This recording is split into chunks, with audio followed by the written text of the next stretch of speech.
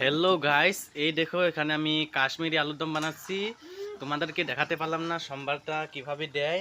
এখানে মোবাইলটা চার্জ ছিল না, তো তাই চার্জে বসিয়েছিলাম। আর এখানে দেখো আমার গ্রেভিটা রেডি হয়ে গেছে। এখানে পেঁয়াজ, রসুন, আদা, শুকনো মরিচ, কাঁচা লঙ্কা এইসব মিক্সিতে বেটে তারপরে তেল দিয়ে, জিরে দিয়ে, শুকনো লঙ্কা দুটো দিয়ে সম্বার দিয়েছি। আর দেখো আমার গ্রেভিটা পুরো ঘন হয়ে গেছে। এই দেখো গাইস, একদম চিকেনের মতো লাগছে।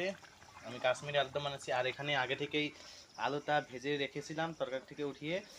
এখন এর মধ্যে গ্রেভিটা হতে থাক। আর এখন এর মধ্যে দেব হচ্ছে গরম মশলা। আলু তার উপর দিয়ে দিচ্ছি।